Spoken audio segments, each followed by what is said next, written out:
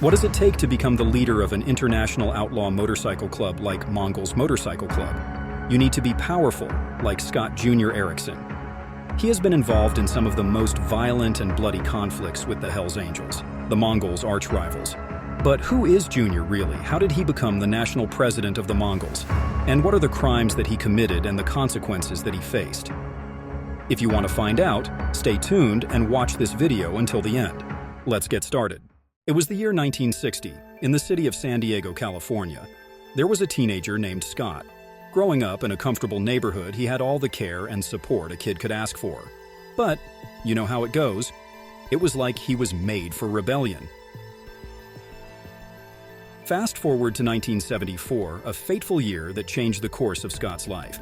He is out with a buddy to do some fishing by a serene lake. But suddenly, the quietness is shattered by the roar of a motorcycle. There's a man on that bike, the epitome of a biker, long hair, muscles, and most importantly, wearing the vest of the Mongols MC. That moment, right there, it's like a switch flips in Scott's head. He's captivated by the aura of the biker and knows that this is the path he wants to tread. So he sets off on a journey to reinvent himself, to become that very embodiment of the bad boy that had ignited his imagination. Now, bear in mind, he's not just any ordinary kid. He's got dreams of becoming a football star, and even the world of boxing beckons to him. But there's another passion that's burning even brighter: motorcycles. He now only dreams of the day he'll call a Harley his own. Life has its twists and turns, and his family's move to Hawaii forces him to go with them. But with a heart full of determination, Scott returns to San Diego.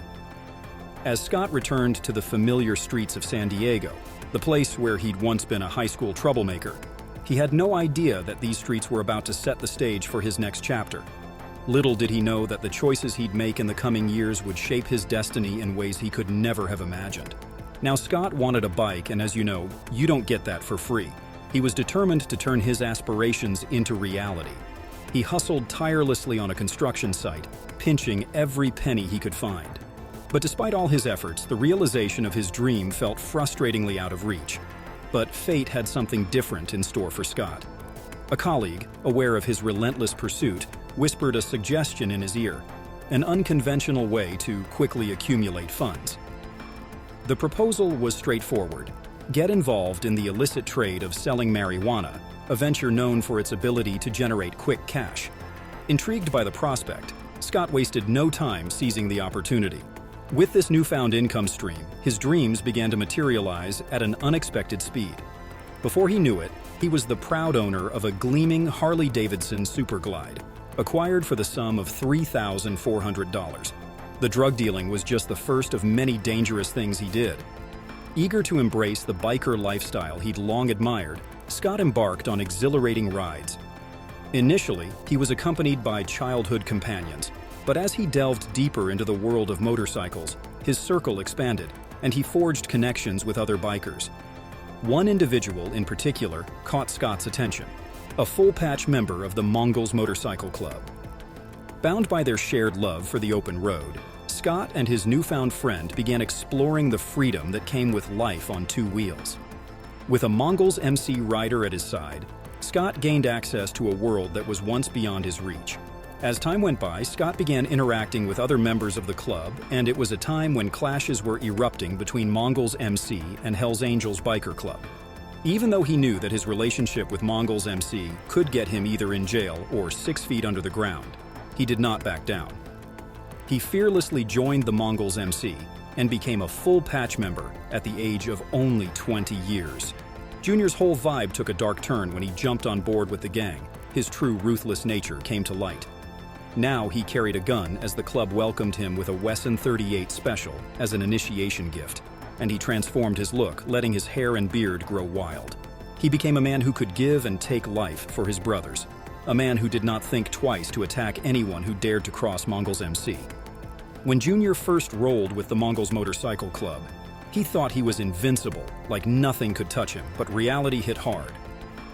Within the first year, 3 of his brothers met their end, but that did not teach him a lesson, and he continued on this dangerous path. For him, the only thing the death of his brothers caused was anger. 2 years down the line, a brawl in a pub with a Hells Angel turned deadly when Junior pulled the trigger, taking down his adversary. The local papers pointed fingers at the Mongols, and the cops launched a full-blown manhunt. Sensing the heat rising, Junior vanished into the depths of Oklahoma, where another Mongols chapter was waiting. With the club's assistance, he assumed a new identity and managed to dodge capture in a 6-month game of hide-and-seek. However, news of 3 of his brother's arrests related to the incident brought him back to San Diego. Driven by loyalty and a sense of responsibility, he surrendered to the police. This resulted in sentences ranging from 4 to 8 years behind bars. In 1986, at the age of 26, Junior tasted freedom again, getting paroled out of the slammer. But the terms of his parole were no cakewalk.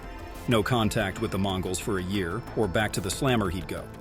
Junior seemed to have a chance to break free from the madness.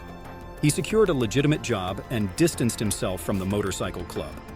However, on the very day his parole ended, he was back on the road with the Mongols due to his unwavering loyalty and an unquenchable thirst for danger. He was immediately appointed as vice president, and a year later, he ascended to the position of national president of the Mongols. Junior embodied the ideal leader for the club, consistently rallying his men and displaying fearlessness in the face of adversity. He even took a front-row seat during a biker meeting that erupted into a clash between the Hells Angels and the Mongols. After becoming the president, there was no way he was having it easy. In 1998, he was suddenly attacked in a bar. However, he managed to overpower his assailant, even though the attacker wielded a knife. The incident seemed like something he could leave behind, so he simply returned home, but he was wrong. Junior was swiftly arrested, and he was found guilty, and a sentence of 14 years was imposed upon him. However, Junior's lawyer refused to accept defeat and persistently searched for evidence to prove his innocence, eventually unearthing enough material to reopen the case. This time, Junior was acquitted, and the court awarded him a compensation of $3.2 million for the wrongful imprisonment.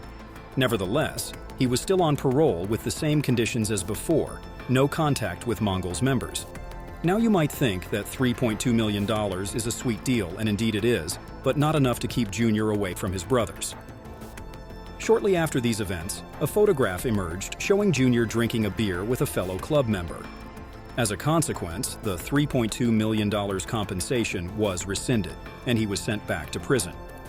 During his time behind bars, Junior deeply reflected on his life, deciding to pen a book about his experiences, which eventually evolved into 2 books. Upon his release, he promptly returned to Utah and married his wife. After 3 decades with the Mongols MC, Junior is now a member of 3 chapters, having served in every available club office. He's gained immense recognition and respect in the outlaw biker community. Now, let me pose a question to you. How would you have chosen to utilize the $3 million? Would you have embraced a life of enjoyment and disappearance, or would you proclaim, "I don't care, I'll live with danger"? Feel free to share your thoughts in the comments section. Subscribe to the channel and hit the bell icon to stay updated. Thank you.